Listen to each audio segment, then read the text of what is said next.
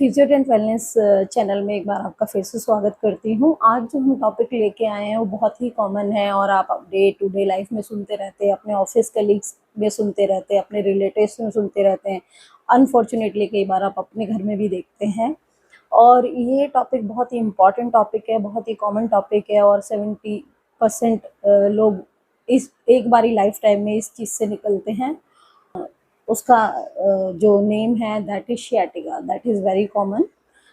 और आपने ये बहुत सुना होगा और हो सकता है आपने ये देखा भी हो। एक्चुअली शियाटिका है क्या? शियाटिका एक नर्व है। शियाटिका एक नर्व का नाम है, एक नस का नाम है। उसके कंप्रेस हो जाने की वजह से उसके पूरे नर्व रूट में एक सेंसेशन होती है, एक करंट जैसी फीलिंग आती है।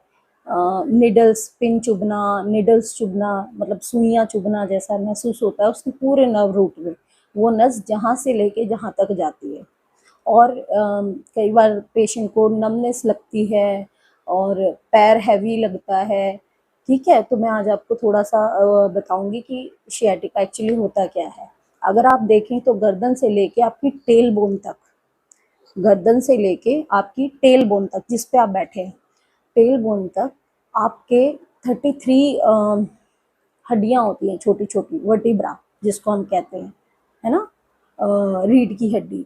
उनके बीच में डिस्क होती है। ठीक है, तो हमने एक छोटा सा सेक्शन लिया है उसका डेमो में कि ये दो हड्डियां हैं, ये दोनों हड्डियां हैं और इनके बीच में ये जो स्पंजी पार्ट है ये डिस्क है, राइट।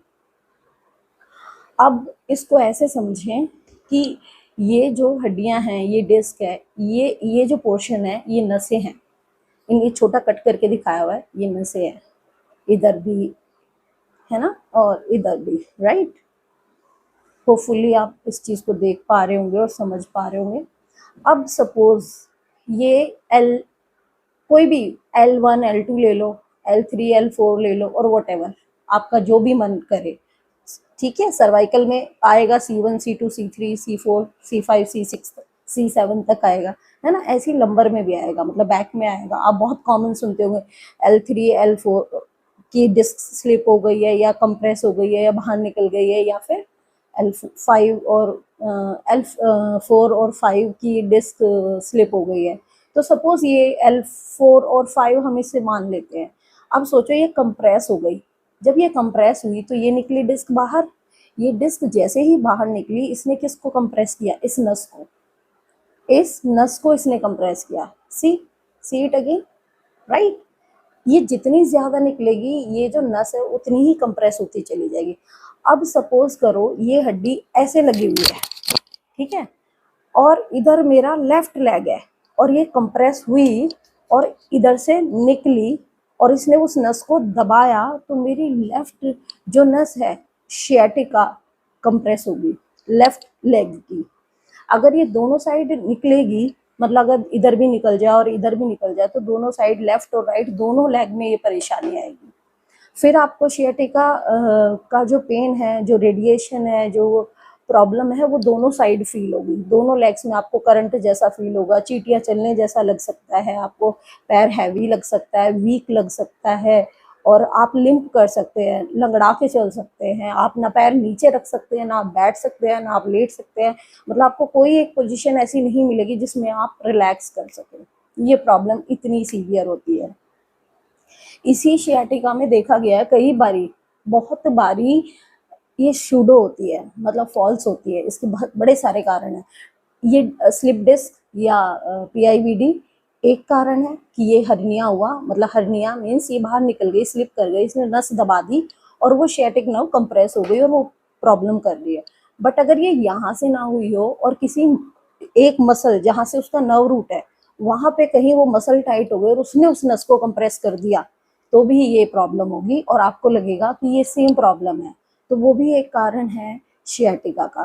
कोई ट्यूमर हो जाए ऐसी जगह पे और वो उस नस को कंप्रेस कर दे, तो भी बिल्कुल सेम, मतलब एनी हाउ आपकी शियाटिक नर्व कंप्रेस हो तो आपको शियाटिका के सारे सिम्टम्स आएंगे।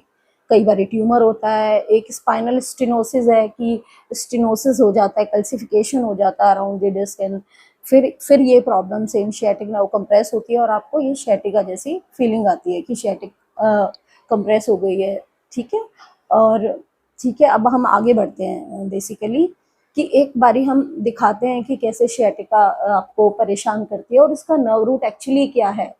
अभी मैं चाहूँगी कि आपको sciatic नर्व रूट का जो कोर्स है वो आपको दिखाया जाए, उसका नर्व रूट कि कहाँ से कहाँ तक जाती है। अभी जो हमने इसकी मदद से समझा था कि क्या किस तरह से sciatic नर्व कंप्रेस होती है, अभी हम एक बड़े मॉडल में एज ए ह्यूमन बीइंग देखेंगे।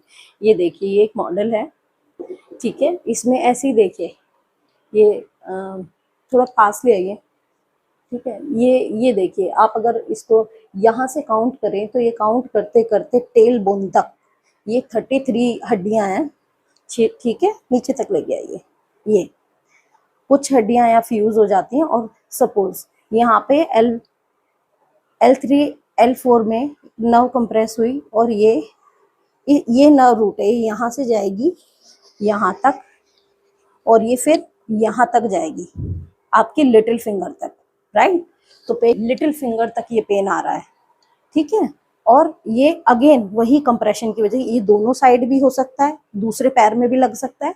पेशेंट हमेशा यही कंप्लेन करेगा कि मुझे इस साइड से जो बैक में पेन है और बैक से होते हुए ये नीचे पैर तक जा रहा है, ये पेन पेशेंट का ये पेन पैटर्न होगा और वो आपकी छोटी उंगली लिटिल फिंगर तक वो पेन जाएगा और उसमें सुनपन, चींटी चलना, सुइयां चुभना, ऐसी कुछ परेशानियां होंगी।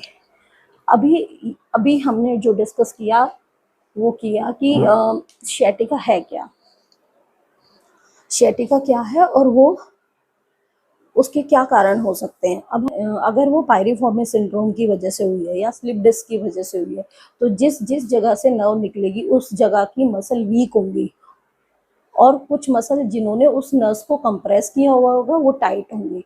तो हम उनका बैलेंस स्ट्राइक करने के लिए कुछ एक्सरसाइज आपको बताएंगे, आप करिए और हमें कमेंट बॉक्स में बताइए, क्योंकि आपको डेफिनेटली बहुत आराम मिलने वाला है। तो मैं आशा करती हूँ आप हमें ज़रूर शेयर करेंगे अपना एक्सपीरियंस, और हम अगर कोई क्वेरी है तो आप कमेंट बॉक्स में डालें सो दैट मैं आपकी मदद कर पाऊँ।